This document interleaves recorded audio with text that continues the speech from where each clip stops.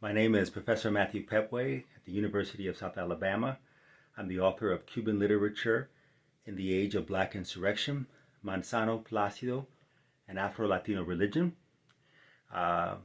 Wednesday was the first day of classes here at the university, and in my Introduction to Literature of the Hispanophone World class, I'd like to begin with a poem, but I provide my students with the poem and the title of the poem without telling them who the author is, and without providing any sort of historical or cultural, social cultural context.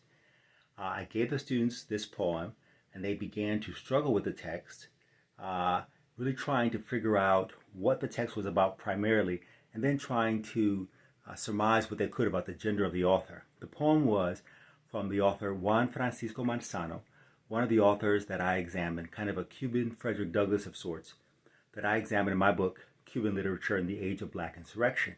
And the poem was called 30 Years or Mis 30 Años.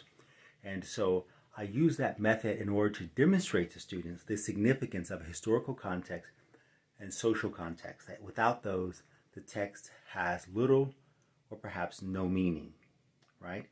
But the poem itself is a poem about the struggle against African enslavement in Cuba in the 19th century, Mis 30 Años, or My 30 Years. So I told the students after that, I said, we're not actually going to begin this class on the Introduction to Literature of the Hispanophone World with African slavery. Instead, we're going to look at African sovereignty. And so we're going to look at the Mauritanian invasion of Spain and southern Portugal in the 11th century. In the year 1086, African Muslims of a mahogany hue and ebony complexion conquered parts of Portugal and much of Spain. And so we're going to begin with that in order to start these classes, cultural studies classes, not with